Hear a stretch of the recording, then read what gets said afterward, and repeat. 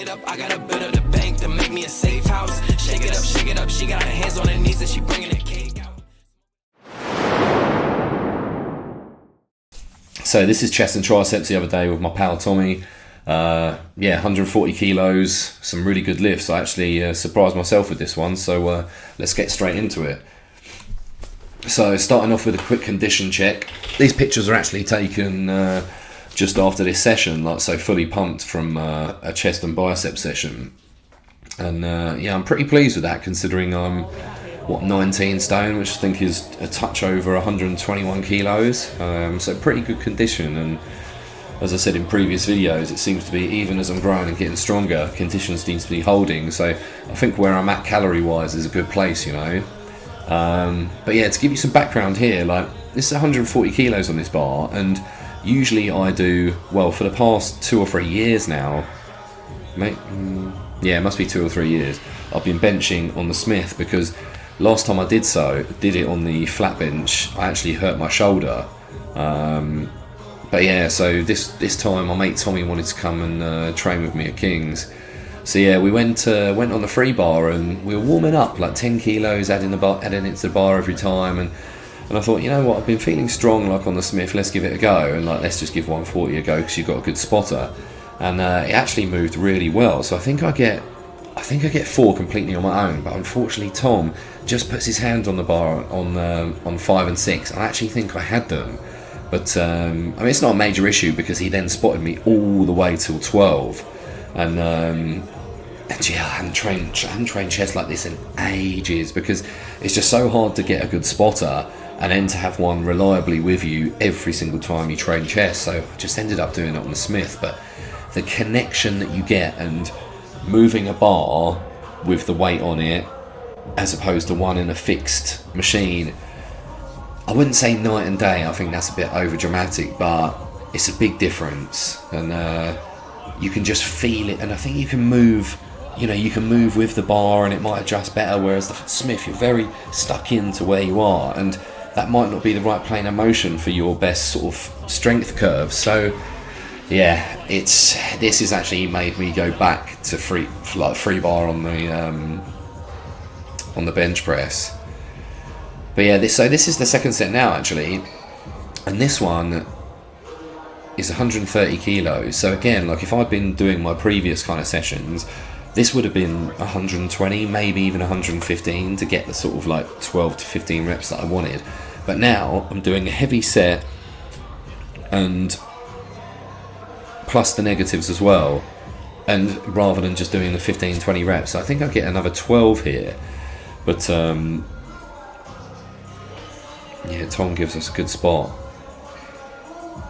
But yeah, 12 good reps, and like I said, I would have been doing this on a much lighter weight, and the soreness that I've had from this, honestly, from this training session, I trained, when was that train chest last?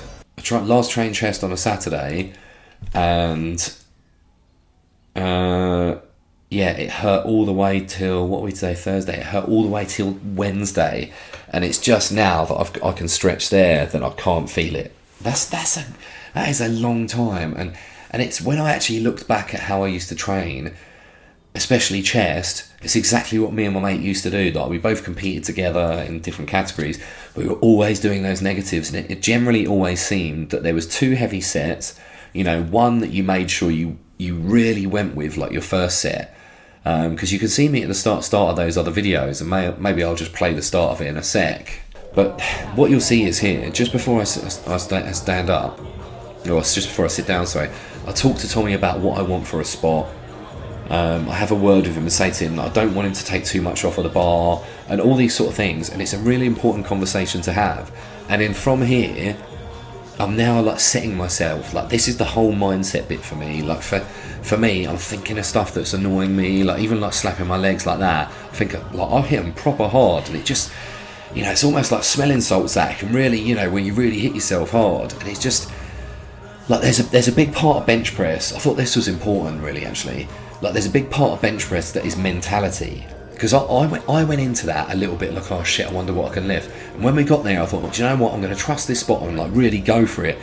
And you know, and especially if you take the time just before you're set to Well, I mean, my personal approach is think about stuff that makes you angry, things that people have done or might have said, or anything like that. Like, or you just make that stuff up, or like situations that you've been in before that, you know, maybe if something had happened, or just, yeah, like I said, even just make them up, like the most horrific things, but just to get that violent, like aggressive push towards your weights, like, and it lets it out, you know, and you put yourself in that place, and honestly, you'll notice the difference of how you're lifting.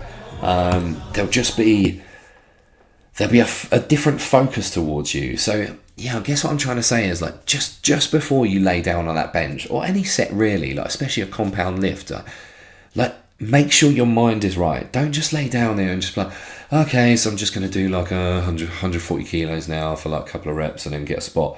Like, you're going to have a half-assed set. Like, go in there focused. Like I said, get annoyed with something. Like, listen to some good music that maybe, like, you know, the sort of stuff that gives you goosebumps, or it evokes a memory, like, from the past, like a euphoric one. Like, anything to, like, you know, get your heart rate going. Like, give you those sort of, like, goosebumps, get the adrenaline going. Like, and I promise you it'll be a completely different set. And I guarantee you'll surprise yourself with how many you do. But yeah, I just thought that was an important one to have in there, you know, like of sort of what I'm thinking and the mindset behind these kind of sets. So anyway, on to flies, incline flies actually, and this is one of my favourite chest exercises out of everything, and it just feels like it tears your chest apart, and it's a chest fly at the end of the day, but I do it like a power fly, because I feel like if you're doing a fly and the dumbbells are out here, like the risk of the bicep and the elbows and stuff like that, it's just, you're thinking more about that and controlling it and using your biceps than you are about letting the weight come down and past you. So as you'll notice, like my arms are quite bent, but it allows me to lift up my shoulder blades and get the elbows back with that weight, stretching the chest out and then coming back, like driving back into the middle. And honestly, like every single time I've done this, it gives me DOMs like this. It's just, yeah, it's one of the best chest exercises for me. So yeah, as you'll see here, look, so you get your elbows right down, like, yeah, there's a little bit of bend in the arms, but nothing like a traditional fly would be. And yeah, this second set actually with 40 kilo dumbbells, and with the first ones, they were only 36s. So yeah, I actually did such a good set on those 36s that I thought, do you know what, I'll give the 40s a go, like considering I've got a decent spot.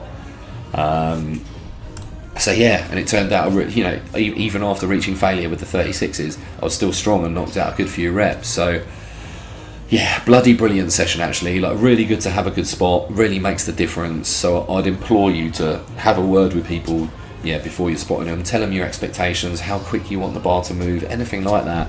I'd appreciate it if someone told me, because I'd know how they like a spot. So certainly do it if you're asking for one. So finishing off, so these are actually just the longer pictures of condition right now, and as I kind of mentioned at the start, there's a front double bicep here, like, you know, abs fully on show, like lats popping out, and like there's decent condition like within the arms, like there's quite a lot of detail. So yeah, I'm pretty happy with that. On to a couple of different versions of this, and then into the final lat spread.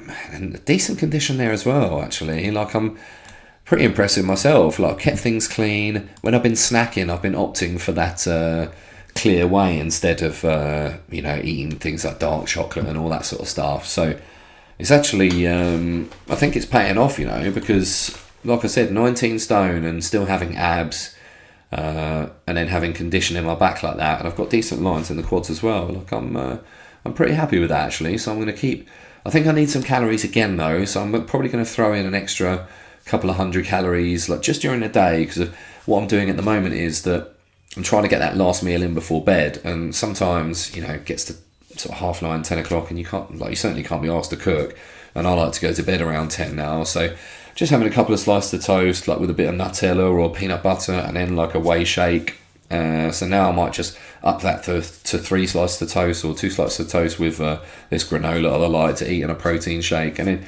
see how that goes and just add a bit more weight. And I think I like doing it that way because I don't get too far out of condition. Like I'm like big enough, but I don't like being that heavy anymore. I don't want to be the heavy watery mess. So I'd rather stagger it these days. So it'll be an interesting one to follow actually. Like, but hopefully better condition, still just as strong. And better fitness and healthier lifestyle, I guess. So yeah, until the next time, guys, I'll catch you on the next one.